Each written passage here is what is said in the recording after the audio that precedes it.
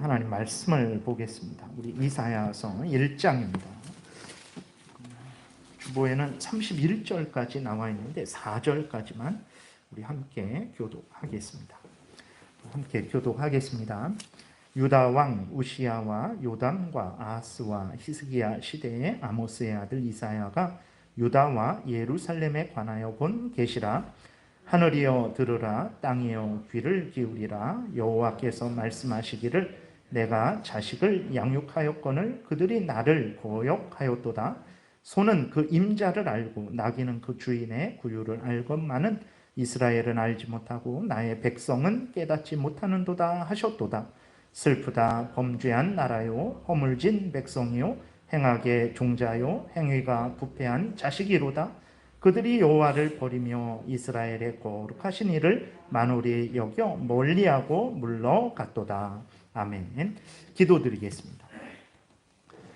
살아계신 하나님, 이 시간 성경을 통해서 알려주시는 하나님의 뜻을 전하고 듣고자 하오니 성령께서 역사하셔서 전하는 자나 듣는 자 모두가 성경에 청렴하게 도우시고 성경을 통해서 알려주시는 대로 믿고 따라서 하나님의 영광을 드러내며 많은 사람들을 유익하게 하며 우리도 하나님의 은혜를 누리게 도우소서. 이 시간 온전히 주장하여 주시기를 간절히 바라고 예수 그리스도의 이름으로 기도드렸습니다. 아멘. 오늘은 이제 하나님을 향한 이스라엘의 죄악에 대해서 좀 살펴보는 시간을 갖겠습니다. 그래서 지난 시간에 대략적으로 말씀을 드렸는데 좀 더 구체적으로 살펴보겠습니다. 먼저 이제 계시에 대해서 좀 살펴보겠는데 1절에 보게 되니까 유다 왕 우시야와 요담과 아하스와 히스기야 시대의 아모스의 아들 이사야가 유다와 예루살렘에 관하여 본 계시라. 그러니까 이상이다, 환상이다, 이런 의미거든요. 그래서 이전에 개역 개정 전에 개역 한글에는 이상이다라고 이렇게 기록이 되어 있어요. 그러니까 하나님께서 이상, 환상을 통해서 이제 유다와 예루살렘에 대한 하나님의 뜻을 이사야에게 알려주셨다라는 것입니다. 그러니까 하나님이 이렇게 알려주시기 전에는 아무리 선지자일지라도 스스로 저절로 하나님에 대해서, 하나님의 뜻에 대해서 알 수 없는 거예요. 그러니까 모든 인간들은 하나님과 하나님의 뜻에 대해서 스스로 알 수 없습니다. 저절로 알 수 없어요. 특별히 예수 그리스도를 통한 그 구원에 대해서는 더더욱 절대로 알 수 없습니다. 오직 하나님이 하나님에 대해서, 하나님의 뜻에 대해서 예수 그리스도를 믿음으로 말미암는 구원에 대해서 알려주셔야만 그때서야 인간은 그 하나님을 또 하나님의 뜻을 예수 그리스도로 말미암은 구원을 알 수 있는 것입니다. 이렇게 인간이 알 수 없는 것을 하나님이 알려주실 때, 그러니까 인간에게는 감추어져 있는 거죠. 하나님이 감추어져 있습니다. 그러니까 하나님은 예를 들어서 생각이 없는 이런 물질이라서 가만히 이렇게 인간이 이렇게 알 수 있고 저절로 알 수 있고 스스로 알 수 있는 그런 분이 아니에요. 하나님은 살아계신 하나님이십니다. 그리고 하나님은 지극히 크신 하나님이시죠. 무한하시고 영원하시고 불변하신 하나님이십니다. 인간이 그 하나님을, 무한한 하나님을 스스로 알 수 없어요. 더더군다나 죄로 오염되고 부패된 인간은 하나님을 전혀 알 수 없죠. 하나님의 뜻을 전혀 알 수 없습니다. 하나님이 하나님을 드러내 보여주셔야만 아는 거예요. 하나님의 뜻을 드러내 보여주셔야만 아는 거예요. 그러니까 인간에게는 하나님과 하나님의 뜻이 감추어져 있는 거예요. 가리워져 있는 거예요. 그 감추어져 있는 것을 드러내 보여주실 때 그것을 계시다라고 이렇게 말을 하는 것입니다. 그래서 하나님이 이제 인간들에게 감추어진 것, 인간이 스스로 알 수 없고 저절로 알 수 없는 것, 특별히 이제 하나님이 어떤 분인지, 삼위일체 하나님이시고 하나님은 무한하시고 영원하시고 불변하시고 지혜로우시고 거룩하시고 의로우시고 선하시고 그러한 하나님에 대해서, 그리고 또 하나님이 예수 그리스도 안에서 하나님의 택한 백성들을 구원하신다라는 그 놀라운 구원의 지식에 대해서 하나님께서 이렇게 알려주시는 거예요. 그것을 계시다 말을 하는 거예요. 근데 일반적인 자연 만물을 통해서 하나님의 능력, 하나님의 신성을 알려주실 때에는 모두에게 알려주시죠. 불신자거나 이렇게 신자거나 모두에게 알려주셔서 그것을 일반 계시다, 일반적으로 모두에게 알려주신다 하나님에 대해서, 하나님의 능력에 대해서.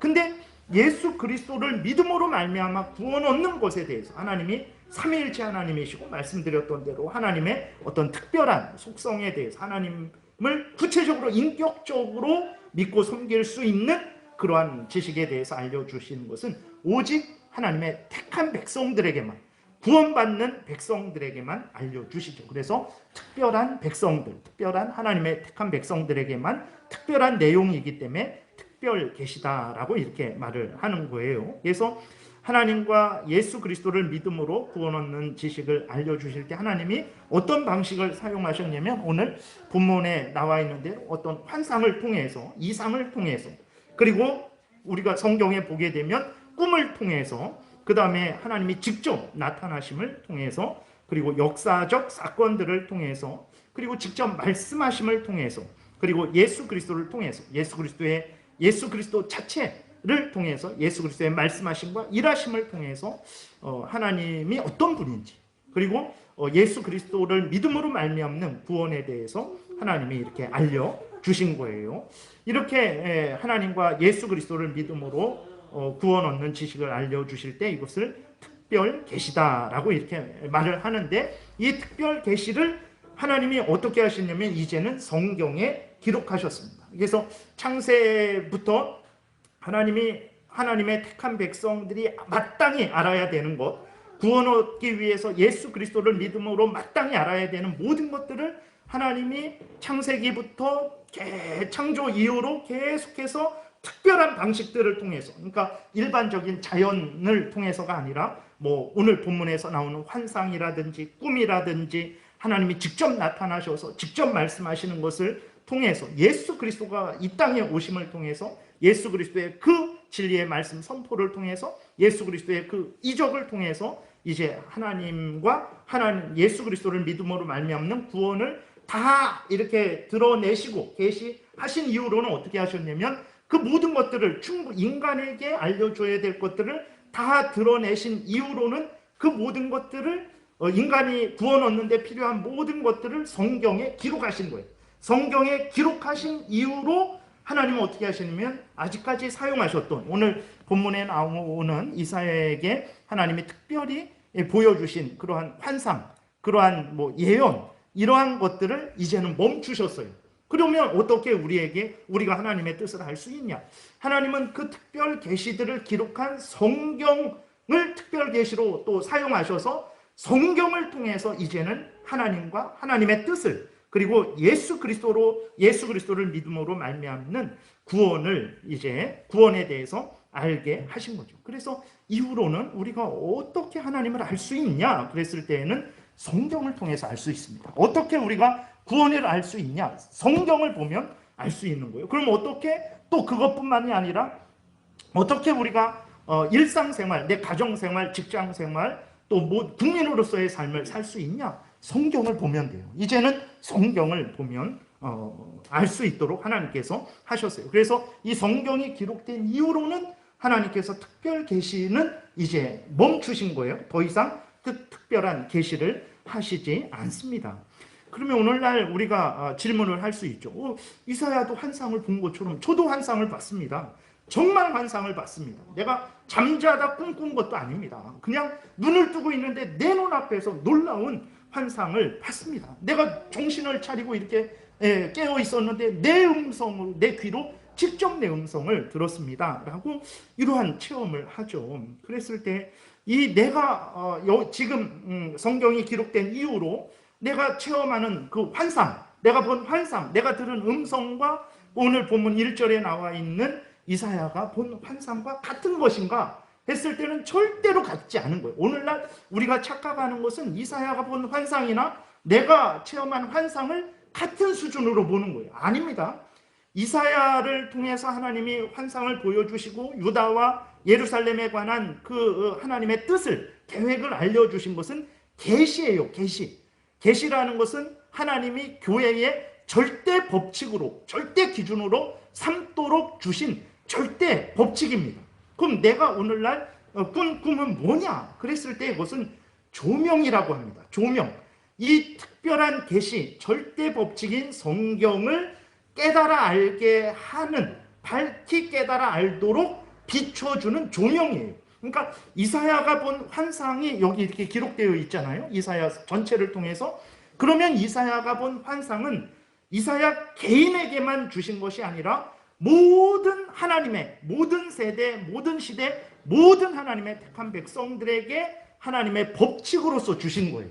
그렇기 때문에 이사야가 본 환상이지만 우리가 오늘 이 자리에서 700년이 지난 이 자리에서 이 이사야가 본 환상을 하나님의 말씀으로 전하고 듣는 거예요.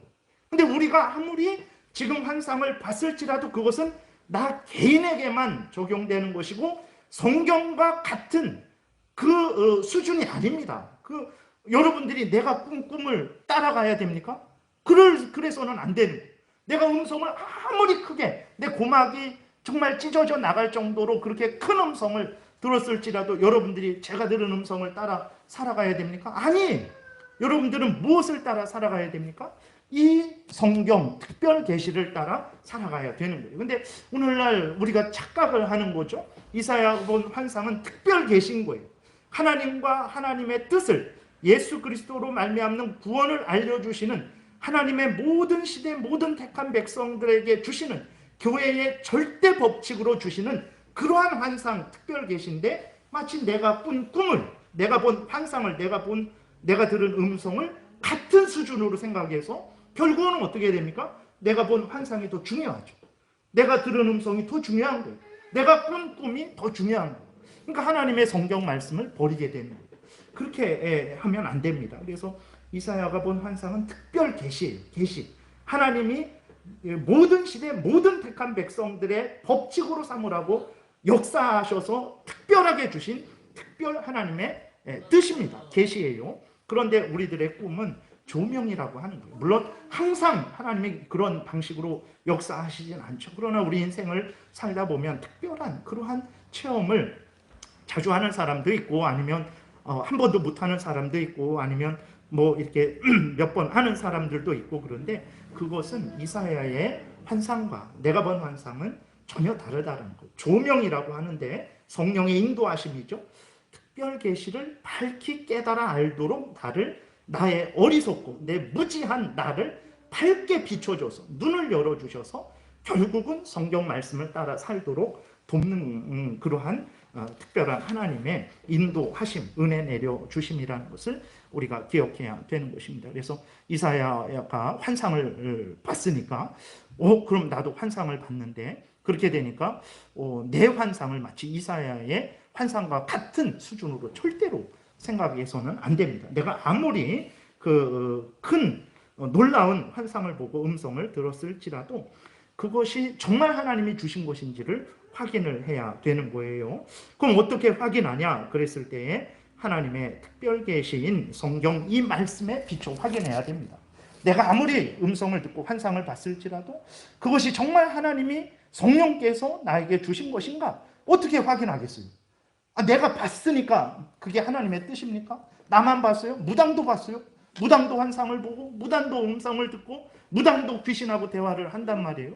근데 그것과 내가 받은 게 뭐가 다를까? 정말 하나님의 주신 것이라는 것을 어떻게 알 수 있을까요? 확인할 수 있을까요? 결국은 교회에 객관적으로 주신 이 모든 시대 모든 하나님의 택한 백성들에게 절대 법칙으로 신앙과 일상생활의 절대 법칙으로 기준으로 주신 이 성경 말씀으로 확인할 수밖에 없는 거예요. 그렇기 때문에 내가 아무리 환상을 체험하고 뭐 음성을 들었을지라도 정말 그 내용이 그것이 성경 말씀에 맞는 것인지 확인해야 돼요. 맞으면 하나님이 주신 것으로 그러나 내 개인에게 나의 인생을 인도해 주시기로 주시는 차원에서 주신 것으로 나만 그렇게 믿고 따라가면 되는 거예요. 그 인도함을 따라서 그걸 절대로 객관화시켜서 다른 사람들도 내가 본 환상을 따라 살아가게 하면 안 됩니다. 우리가 해야 될 일은 모든 사람들이 하나님의 말씀을 따라 살아가도록 해야 된다는 것을 우리가 잊지 말아야 됩니다. 결론적으로 보게 된 말씀드리는 것은 이제 특별 계시인 이사야의 환상과 우리가 경험한 환상을 같은 것으로 여겨서는 절대로 안 돼요. 이사야의 환상은 특별 계시입니다. 교회의 법칙인 거예요. 절대 기준입니다. 모든 시대 모든 하나님의 택한 백성들이 믿고 따라야 될 그러한 기준이 되지만 나의 환상은 그냥 나의 환상일 뿐이에요. 나의 환상은 이 성경 말씀에 비추어서 확인해야 됩니다. 그래서 이제 성경 말씀 전체와 다르다면, 십계명과 다르다면 내가 아무리 대단한 환상을 봤을지라도 그것을 믿고 따라서는 안 된다는 것을 우리가 기억을 해야 되는 것입니다. 그런데 이제 하나님이 우리에게 우리의 신앙과 삶의 법칙으로 삼게 하시기 위해서 그 모든 특별 계시를 내용을 특별한 방법으로 나타내셨다가 그것을 이제 성경에 기록하시고 이후로는 성경에 근거해서 모든 신앙과 삶을 살게 하셨죠. 그래서 우리가 성경을 보게 되면 근데 문제는 무엇입니까? 우리의 일상의 세세한 내용들에 대해서는 전혀 기록이 되어 있지 않다라는 거예요. 그래서 일상의 세세한 일들을 결정할 때 참 너무나 어렵고 힘이 들고 막막해요. 어떻게 결정해야 되는가? 뭐 작은 일에 대해서는 뭐 이렇게 저렇게 할 수 뭐 그냥 저기 하지만 진짜 인생의 중대한 그러한 기로에 서 있을 때에는 어떻게 해야 되는가? 이렇게 세세한 내용들이 나와 있지 않아요. 그렇게 되니까 어떻게 합니까? 힘들고 어렵죠. 그렇게 되니까 이제 성도들도 하나님의 음성 듣기를 원하는 거예요. 어떤 환상 보기를 원하는 거예요. 왜 그렇습니까? 음성은 이거다 저거다 너무 분명해요. 환상은 이거다 저거다 너무 분명하죠. 그렇게 되니까 오늘날에도 신비주의자들이 득세하는 이유가 성도들의 그 연약함 때문에 득세하는 거죠. 성도들도 성경의 근거에서 하나님을 알고 하나님의 뜻을 찾으려고 하지 않죠. 왜냐하면 너무 힘들고 어려우니까. 그걸 분명하게 이거다 저거다라고 이렇게 하나님이 제가 이거를 딱 결정했을 때 하나님이 맞다 딩동댕 해주시면 괜찮은데 내가 이걸 결정했어도 하나님이 나에게 그렇게 딩동댕 해주시지 않는단 말이에요. 그렇게 되니까 정말 이것이 내가 결정한 것이 옳은 일인가 아니면 틀린 일인가 고민이 된단 말이에요. 그렇게 되니까 어떻게 합니까? 하나님 보여주세요. 들려주세요. 아니면 누가 보게 해주시고 나에게 말씀해 주기라도 해주세요. 이런 식으로 이제 하는 거죠. 그러나 그런 방식은 하나님이 물론 우리에게 그런 방식으로 인도해 주세요. 그러나 그건 아주 특별한 경우에 여러분 그런 방식으로 인도함을 받은 것이 과연 몇 번입니까? 그렇게 많지 않죠. 하나님이 특별하게 정말 우리에게 그렇게 해주시지만 일반적으로는 그렇게 인도해 주시지 않죠. 그럼 어떻게 하나님이 일반적으로 인도하시냐? 이미 우리에게 계시된 성경에 근거해서 우리가 결정하고 선택해야 되는 것이 성경에 합당한지 틀린지를 살피게 하십니다. 십계명에 맞는지 틀린지를 살피게 하시는 거예요. 그래서 성경에 합당하면 십계명에 맞으면 십계명을 지키는 방향으로 선택하면 그것을 하나님의 뜻으로 믿고 나아가면 되는 것이죠. 그 다음에 이제 그거 성경으로 살펴봤으면 그 다음에는 교회의 역사적이고 객관적인 공적인 신앙 고백서에 살펴봐야 됩니다.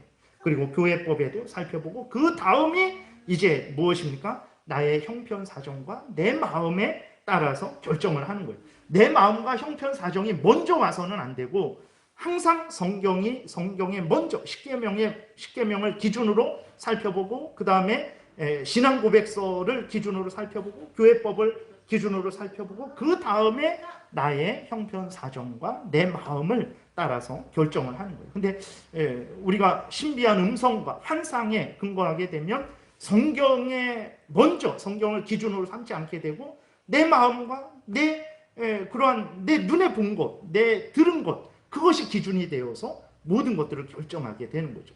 그러면 결국은 성경은 성경이고 내 인생은 내 인생이고 그러니까 결국은 성경과 다른 맨날 환상을 보고 음성을 듣지만 성경과 다른 삶을 살게 되는 잘못을 범하게 되는 것입니다. 그래서 우리가 다시 한번 이사야도 환상 받고 나도 환상 봤는데 그럼 이사야 환상이나 내 환상이나 같은 가치가 있고 절대적인 기준이 될 수 있다 이렇게 생각하면 안 됩니다. 이사야의 환상은 계시예요. 특별 계시, 교회에 주신 절대 법칙입니다. 모든 하나님의 택한 백성들이 믿고 따라야 될 하나님의 계시지만 내가 본 환상은 내 개인적인 것이고 또 그것은 점검해야 됩니다. 이 성경에 비추어 봐서 점검해야 된다는 것을 우리가 잊지 말아야 됩니다. 그래서 모든 우리의 삶은 성경에 근거한 삶을 살아야 되는 거예요. 그 다음에 하나님이 이사야에게 유다와 예루살렘에 관하여 알려준 계시인데 그 계시의 내용은 무엇입니까? 지난 시간에 이제 5가지로 말씀을 드렸어요. 첫 번째로는 이스라엘 백성들의 죄악에 대한 지적이죠. 그리고 그 죄악에 대한 회개의 촉구입니다. 그리고 회개하면 회복의 약속이 있고 회개하지 않으면 하나님의 엄미하신 심판에 대한 경고가 이제 있죠. 그리고 무엇보다도 인간이 자신의 죄를 참되게 회개하고 돌이키는 것은 인간 스스로는 할 수 없어요. 그랬을 때 오직 인간이 자기의 죄를 깨닫고 회개하고 돌이키는 것은 예수 그리스도로 말미암을 수밖에 없는 거죠. 그래서 이사야 전체를 통해서 특별히 40장 이후부터 예수 그리스도를 통한 그 구원에 대해서 그리고 그 영원한 하나님의 나라에 대해서 이제 알려주고 있고, 그 다음에 끝으로 이제 하나님은 온 천지 만물의 창조주 주권자이시기 때문에 하나님은 모든 나라, 모든 민족들에 대해서도 심판하시는 분이심을 드러내고 있는 것입니다. 오늘 1장으로 돌아와서 이제 하나님께서 이사야를 통해서 이스라엘 백성들의 죄악을 드러내시는데, 먼저 이제 하나님을 향한 죄악에 대해서 드러내십니다. 그랬을 때에 그 죄악을 살펴보게 되면 결국은 십계명을 어긴 죄악이에요. 그러니까 하나님이 이사야를 통해서 이스라엘 백성들의 죄를 지적하시는데 그 죄가 뭐냐? 그랬을 때 정말 그 소련의 스탈린 같이 뭐 2천만을 죽인 죄, 모택동이 5천만, 뭐 5천만이라고도 하고 8천만이라고도 하고, 그러한 5천만을 뭐 죽인 죄, 김일성 같이 300만을 굶겨 죽인 죄, 이런 죄가 아니에요. 그런 죄가 아닙니다. 어떤 죄냐? 십계명을 어긴 죄예요. 결국은 하나님을 사랑하지 않은 죄고, 하나님의 백성으로서 서로를 사랑하지 않은 죄를 지적하고 있는 거예요. 근데 오늘날 어떻습니까? 이러한 이것이 죄다. 이것이 북쪽 이스라엘이 멸망당할 죄다. 그 다음에 남쪽 유다가 바벨론에 의해 멸망당하고 70년 동안 포로로 끌려갈 죄다라고 할 때 우리는 그것이 그렇게 큰 죄입니까? 라고 생각을 하죠. 그러니까 마치 아담의 죄가 무엇입니까?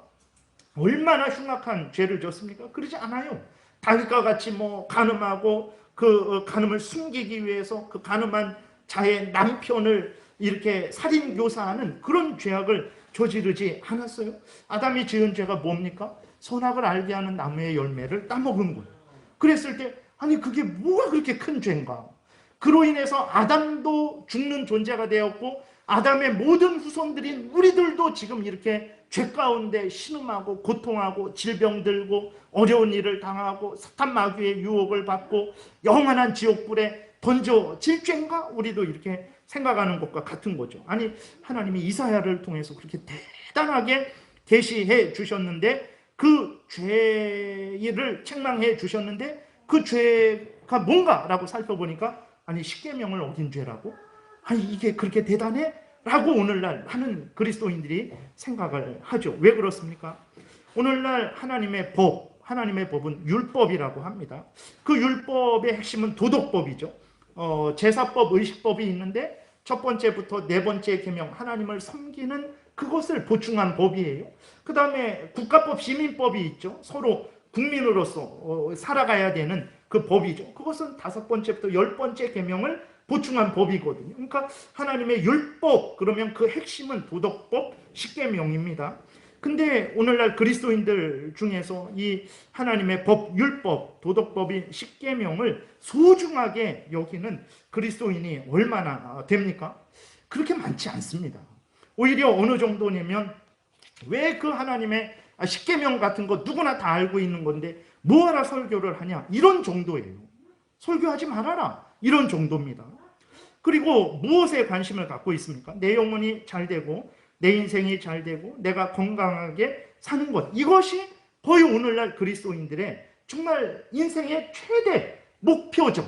이것을 구하고 받는 것, 받았으면 자랑하는 것, 간증하는 것, 이것이 거의 신앙생활의 그냥 전부인 것처럼 여겨지고 있는 거죠. 내가 이 생에 자랑거리 많이 얻고 안목의 정욕거리 많이 소유하고 즐기고 살아가는 것, 이것을 중요하게 생각을 하지, 그리스도인들 중에서 정말 교회에서, 가정에서, 직장에서, 국민으로서 십계명을 따라 살아가고자 그것을 위해서 애쓰고 힘쓰는, 그렇게 하지 못했을 때 회개하고 안타까워하는, 다시 하나님께 기도해서 내가 교회에서, 가정에서, 직장에서, 어떤 국민으로서 내가 십계명을 따라, 하나님의 법인 십계명을 따라서 살아가야 되겠다라고 다시 하나님께 기도하며 은혜를 구하는 그리스도인들이 있죠. 그러나 대다수는 아닙니다. 정말 그렇죠. 십계명을 설교하며 설교하지 말라는 요구를 하는 경우도 있어요. 우리의 현실에 필요한 설교, 내 마음을 위로해주는 설교를 요구하는 것이 일반적인 그런 흐름이죠. 근데 여러분, 성경 전체를 보십시오. 하나님이 인간들을 향한 뜻은 십계명이다라고 분명하게 말씀을 하고 있습니다. 이 십계명을 따라 살아가는 것이 인간의 본분이다라고 말씀을 하고 있어요. 마태복음 5장에 보게 되면 예수 그리스도께서 이 땅에 오셨을 때 사람들이 오해한 것 중에 하나가 새로운 시대가 열리는데, 그 새로운 시대는 이제는 구약에 있는 그러한 하나님의 법을, 십계명을 이제 폐하고 새로운 그러한 어떤 다른 법을 세우러 온 줄로 착각을 했어요. 그래서 예수 그리스도께서 그것은 잘못된 생각이다 라고 분명하게 말씀을 하십니다. 마태복음 5장 17절에 보게 되면 내가 율법이나 선지자를 폐하러 온 줄로 생각하지 말라. 폐하러 온 것이 아니요 완전하게 하려 함이라. 진실로 너희에게 이르노니 천지가 없어지기 전에는 율법의 1.1획도 결코 없어지지 아니하고 다 이루리라. 그러므로 누구든지 계명 중에 지극히 작은 것 하나라도 버리고 또 그같이 사람을 가르치는 자는 천국에서 지극히 작다 일컬음을 받을 것이요 누구든지 이를 행하며 가르치는 자는 천국에서 크다 일컬음을 받으리라. 여기에서 말씀하고 있는 율법은 십계명이죠. 하나님이 예수 그리스도께서 이 땅에 오셨을 때에 그 십계명을 폐하러 온 것이 아니라 십계명을 완전케 하려고, 그것을 지키는 것이 인간의 본분이다. 그래서 그것을 지켜서 의를 얻어서 그 의를 우리에게 주시려고 예수 그리스도께서 오셨다. 그리고 그것을 얻어서 우리를 구원하시고 구원받은 우리로 하여금 그 하나님의 법인, 하나님의 뜻인 십계명을 따라 살게 하려고 내가 왔다라고 이렇게 말씀을 하신 것이거든요. 그래서 예수 그리스도께서 이 땅에 오셔서 우리 대신 뺨 맞으시고 우리 대신 침뱉음을 당하시고 우리 대신 이제 십자가에 못 박혀 죽기까지 순종하시고 십자가에서 죽으신 거예요. 그래서 우리를 살려주신 것이거든요. 그러니까 율법을 완전케 하려 왔다. 그러니까 이제 의식법, 그 다음에 국가법, 시민법의 그 의미를 완전케, 십계명의 의미를 완전케 성취하기 위해서 오신 거죠. 그래서 우리를 구원하신 거예요. 우리를 왜 구원하셨습니까? 구원받은 우리로 이제는 너희들 뜻대로 살아가지 말고, 너희들 마음대로 살아가지 말고, 하나님의 법이 창조 때부터 모든 인간들에게 가르쳐 주시고 요구하셨던 법이 십계명, 도덕법이니 그 십계명을 따라서 살아가도록 우리를 구원해 주신 거예요. 예수님이 이 땅에 오셔서 우리 대신 뺨 맞고 우리 대신 순종하시고 우리 대신 십자가에 못 박혀 죽으신 것이 내 영혼이 잘됨 같이 내 범사가 잘되고 내 육신이 잘되게 하시려고 오신 것이 아닙니다. 아니에요. 절대 그렇지 않습니다.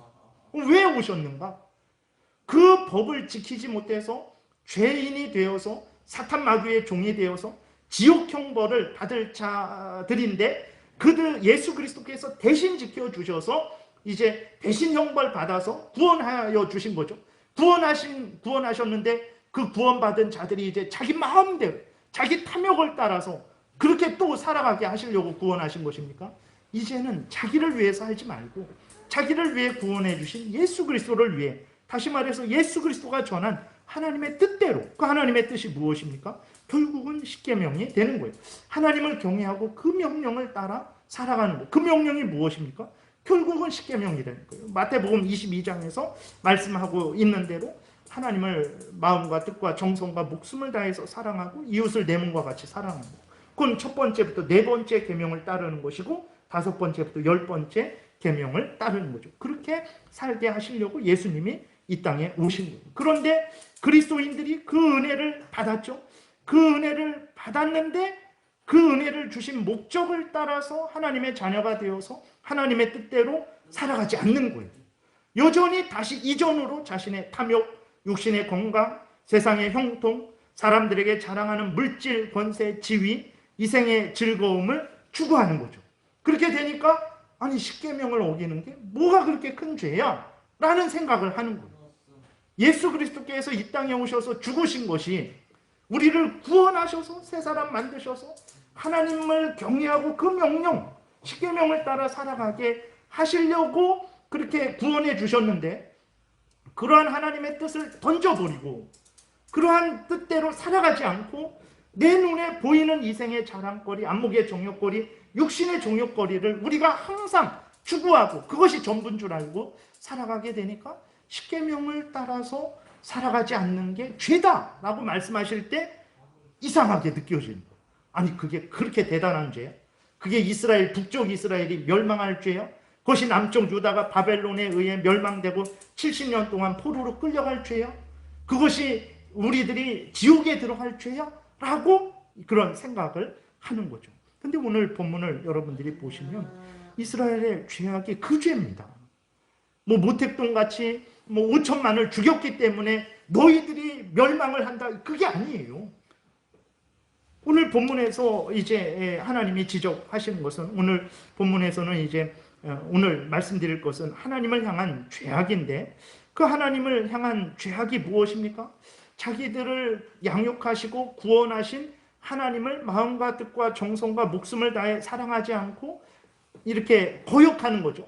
배반하는 것입니다. 하나님을 버리고 새로운 무엇을 추구하는 거예요. 그게 다 십계명을 어기는 거죠. 나 외에 다른 신을 두지 말라. 아우 우상 없어요. 집에 보세요. 아무리 찾아도 뭐 부처에 부자도 없습니다. 라고 그게 문제가 아니에요. 나 외에 다른 신을 두지 말라라는 것은 오직 하나님을 참된 신으로 여기고 그 하나님을 마음과 뜻과 정성과 목숨을 다해서 사랑하라는 거예요. 이스라엘의 죄는 그 죄입니다. 자기들을 양육하시고 구원해 주신 그 하나님을 마음과 뜻과 정성과 목숨을 다해서 사랑하지 않은 죄예요. 십계명을 지키지 않은 죄입니다. 그것을 지적을 하고 있는 거예요. 이스라엘 백성들은 어떤 백성들입니까? 2절에 보게 되니까 다시 하늘이여 들으라 땅이여 귀를 기울이라 여호와께서 말씀하시기를 내가 자식을 양육하였거늘 그들이 나를 거역하였도다 그랬어요. 하나님이 내가 자식을 이스라엘을 자식으로 삼으셨죠. 하나님의 자녀 삼으시고 하나님의 백성 삼으셨어요. 그들을 양육했어요. 그들을 낳으시고 그들을 기르시고 그들을 살게 하셨죠. 하나님은 그 이스라엘에 창조하신 하나님이죠. 아브라함 한 사람을 부르셔서 하나님께서 그 아브라함 한 사람으로 시작해서 거대한 민족을 만드셨습니다. 그리고 애굽왕 바로의 종노릇하는 데서 건져내셨죠. 그리고 홍해를 마른 땅으로 건너게 하시고 광야 40년을 지나게 하시고 요단강을 마른 땅으로 건너게 하시고 가나안 땅을 차지하게 하신 하나님. 그 가나안 땅에서 복되게 살게 하신 하나님입니다. 그러니까 이스라엘의 아버지죠. 이스라엘을 낳으시고 기르신 하나님이십니다. 그 이스라엘을 양육하신 하나님이에요. 근데 이스라엘 백성들이 어떻게 했습니까? 하나님을 거역했다, 배신했다라는 거거든요. 하나님을 버리고 다른 것을 추구했다라는 거예요. 하나님을 버리고 우상을 추구했다라는 거예요. 하나님을 버리고 자신들의 탐욕을 추구했다라는 것입니다. 이게 이스라엘 백성들의 죄라는 거예요. 이것이 바벨론에 의해서 멸망당하고 70년 동안 포로로 끌려가는 죄입니다. 우리들이 하찮게 생각하는 죄. 아이고 그 십계명 뭐하라 귀찮은데 예배 시간에 빨리빨리 끝내지. 다 끝난 다음에 또 한 번 그렇게 함께 봉독하나 하는 그렇게 하찮게 여기는 그 십계명을 어긴 죄가 하나님이 이사야에게 환상을 통해서 보여주시는 죄라는 것을 우리는 기억해야 됩니다. 3절에 소는 그 임자를 알고 나귀는 그 주인의 구유를 알고만은 이스라엘은 알지 못하고 나의 백성은 깨닫지 못하는도다 하셨도다. 짐승도 자기 주인을 알죠. 짐승도 주인이 주는 밥그릇을 압니다. 뭐 이렇게 가끔 유튜브 그런 데 보게 되면 아기가 있는데 그 집에서 기르는 개가, 다른 개가 막 달려오니까 그 주인의 개가 아기를 이렇게 보호하고 그런 것을 이제 보게 되는 거죠. 그러니까 그 개일지라도 자기 주인을 알아요. 그래서 아주 그 다른 개가 무섭게 달려올 때 자기가 희생해서라도 그 주인을 보호를 하는 거죠. 그 정도로 짐승도 주인을 알죠. 근데 이스라엘은 어떻습니까? 먹어서 배부르고 편안하게 되니까 하나님을 몰라요. 하나님에 의해서 자기들이 이렇게 거대한 민족이 되었고 가나안 땅을 차지했고 지금 이렇게 살고 있다라는 것을 몰라요. 그렇게 하나님이 경고하셨는데 하나님을 잊은 거죠. 신명기 8장 11절부터 보면 하나님이 모세에게 이렇게 미리 말씀을 하십니다. 내가 오늘 내게 명하는 여호와의 명령과 법도와 규례를 지키지 아니하고 내 하나님 여호와를 잊어버리지 않도록 삼가할지어다. 내가 먹어서 배부르고 아름다운 집을 짓고 거주하게 되며 또 내 소와 양이 번성하며 내 은금이 증식되며 내 소유가 다 풍부하게 될 때에 내 마음이 교만하여 내 하나님 여호와를 잊어버릴까 염려하노라. 그래서 하나님의 모세를 통해서 이스라엘 백성들에게 반드시 전해라. 그들이 가나안 땅에 들어가서 배부르고 편안했을 때 하나님을 잊게 될 텐데 하나님을 잊지 말도록 그들에게 반드시 전해라. 모세는 전했어요. 몇 번을 전했습니다. 근데 이스라엘 백성들은 어떻게 했습니까? 듣고 기억하지 않았어요. 자기들을 양육하신 하나님을 잊어버렸어요. 짐승은 기억하고 있는데 이스라엘 백성들은 잊어버렸어요. 오늘 우리는 어떻습니까? 이스라엘 백성들하고 우리는 전혀 다르게 여겨집니까? 하나님이 죄로 오염되고 부패되었던 우리들, 허물과 죄로 죽어 있었던 우리들, 사탄 마귀의 종로로 타고 있었던 우리들, 영원한 지옥 형벌 받아 마땅했던 우리들을 예수 그리스도로 하여금 대신 죽게 하셨어요. 우리들이 그 형벌을 받아야 되는데 예수 그리스도가 형벌받게 하셨어요. 우리가 하나님의 법을 완전히 성취해서 구원 얻어야 되는데 예수 그리스도가 완전히 순종하게 하시고 그 예수 그리스도가 얻은 의를 그냥 우리에게, 믿는 우리에게 거저 주셔서 우리를 구원하셨어요. 그러면 이러한 구원의 은혜, 우리를 창조하신 은혜, 우리를 구원하신 은혜, 우리로 이렇게 영육간에 살게 하신 이 은혜를 우리는 늘 기억하고 하나님께 감사하며 하나님께 영광을 돌리고 있습니까? 그렇지 않으면 그것이 오늘 1장에서 하나님께서 이사야에게 특별한 환상을 통해서 그 이스라엘의 죄악을 책망하시는 그 죄악과 우리의 죄악이 동일한 거예요. 다른 게 아닙니다. 이스라엘의 죄는 더 큰 죄고 지금 우리가 짓는 죄는 그 정도까지는 아닌데, 내가 이 땅에서 생명을 빼앗길 정도는 아닌데, 내 모든 재산을 잃어버릴 정도는 아닌데 라고 생각한다면 착각입니다.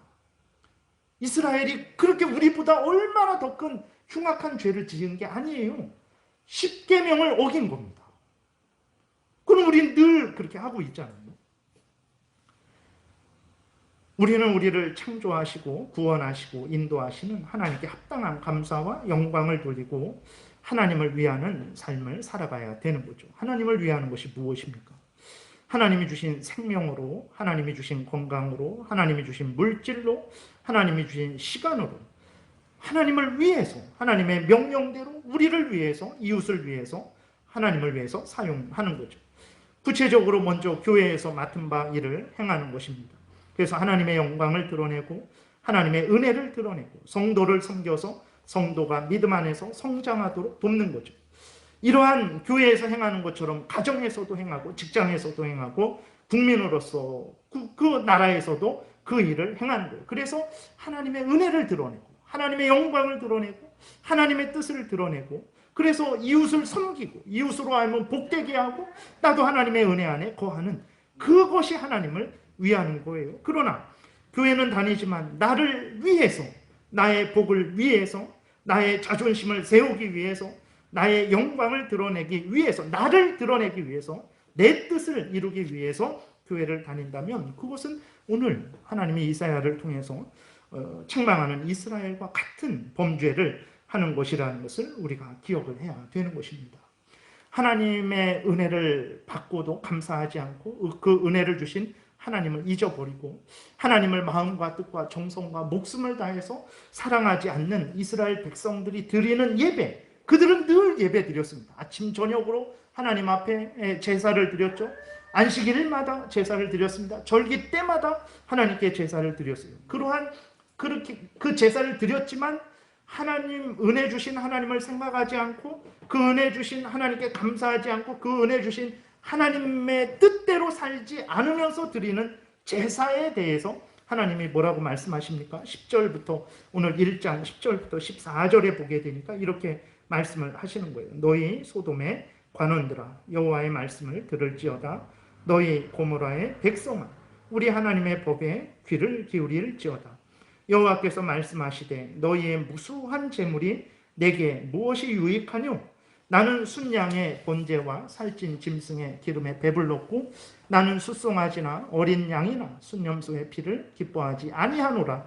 너희가 내 앞에 보이러 오니 이것을 누가 너희에게 요구하였느냐? 내 마당만 밟을 뿐이니라. 헛된 재물을 다시 가져오지 말라. 분향은 내가 가증히 여기는 바요 월삭과 안식일과 대회로 모이는 것도 그러하니 성회와 아울러 악을 행하는 것을 내가 견디지 못하겠노라. 내 마음이 너희의 월삭과 정한 절기를 싫어하나니 그것이 내게 무거운 짐이라. 내가 지기에 곤비하였느니라. 이렇게 말씀하세요. 하나님을 사랑함 없이 하나님께 감사함 없이 하나님을 위함 없이 형식적으로 드리는 어쩔 수 없이 드리는 그 제사를 하나님이 제발 드리지 말아라. 내가 짐승 못 먹어서 짐승에 피 없어서 내가 너희들에게 제사 드리라고 한 것이냐? 그 제사를 통해서 너희들을 창조하고 너희들을 구원하고 너희들을 살리는 하나님을 바라보고 하나님을 경외하고 하나님을 의지하며 그 하나님을 사랑하고 그 하나님의 뜻을 따라서 살아서 온 세상에 하나님을 증거하고 하나님의 은혜를 증거하고 그 인간이 어떻게 살아야 될지를 증거하는 그 제사장 역할을 하라고 너희를 세워온 것이지 너희들에게 예배를 드리라 한 것이지 그저 내가 짐승의 피가 좋아서 내가 짐승의 불타는 그 냄새가 좋아서 제사를 드리라고 한 것이냐.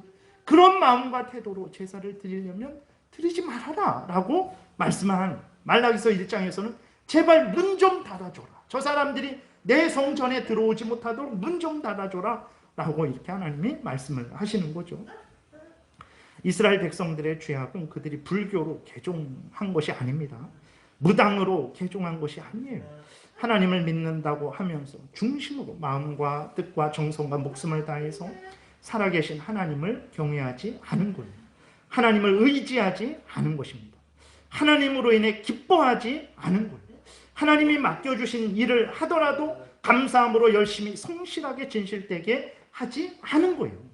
십계명을 따라 살아가지 않은 거예요. 이것이 이스라엘 백성들의 죄악이에요. 이렇게 행한 자들을 향해서 하나님께서 4절부터 뭐라고 말합니까? 슬프다 범죄한 나라요 허물진 백성이요. 그러니까 모든 나라가 범죄했다라는 거예요. 모든 나라가 모든 백성이 허물이 있다라는 거예요. 행악의 종자요 처음부터 범죄했다라는 거예요. 아주 그 죄악이 뿌리 깊다라는 것입니다. 행위가 부패한 자이로다. 자신도 죄를 짓고 남도 죄를 짓게 하는 부패한 행동만 하는 자들.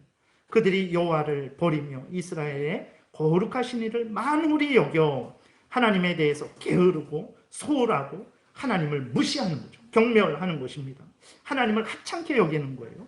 멀리하고 물러갔도다 그랬어요. 그러니까 모택동같이 5천만을 죽이니까 이 민족은 내가 더 이상 내 백성으로 삼을 수 없다. 이게 아닙니다. 그들은 그렇게 그 흉악한 범죄에 저지르지 않았어요. 살인하지 말라라는 계명이 있기 때문에 그들은 그러지 않았어요. 근데 왜 이렇게 하나님께서 슬프다 범죄한 나라요 허물진 백성이요 행악의 종자요 행위가 부패한 자식이요 여호와를 버린 자들이요 거룩하신 이를 만홀히 여기는 자들이요 물러간 자들이다 라고 말씀을 하셨습니까? 십계명의 첫 번째 계명대로 또 두 번째 계명도 어긴 것도 포함해서 하나님을 마음과 뜻과 정성과 목숨을 다해서 사랑하지 않은 거예요. 교회에서 그러지 않은 거예요. 가정에서 그러지 않은 거예요. 직장에서 그러지 않은 거예요. 그러한 이스라엘 백성들을 보고 허물진 백성이요 행악의 종자요 행위가 부패한 자식이요 여호와를 버린 자들이요 하나님을 만홀히 여기는 자들이요 하나님을 멀리하고 물러간 자들이다. 이렇게 말씀을 하신 거예요. 우리들은 범죄한 백성이 아닙니까? 우리들은 허물진 우리가 아닙니까? 우리들은 행악의 종자가 아닙니까? 우리들은 부패한 자식이 아닙니까? 우리들은 여호와를 버린 자들이 아닙니까? 우리들은 하나님을 만홀히 여기는 자들이 아닙니까? 우리는 하나님을 멀리하고 물러간 자들이 아닙니까? 어떻게 이러한 행악의 종자요 행위가 부패한 자식이라는 말을 우리에게 할 수 있습니까? 라고 우리는 하죠. 왜냐? 십계명을 따라 살아가는 것. 그 십계명의 요약인 하나님을 마음과 뜻과 정성과 목숨을 다해 사랑하는 것, 이웃을 내 몸과 같이 사랑하는 것을 대단하게 여기지 않기 때문에 그런 것. 그것을 절대 기준으로 여기지 않기 때문에 그런 것. 그럴 수도 있는 거지. 더 소중한 것은 이생의 자랑과 안목의 정욕과 육신의 정욕을 추구하는 것.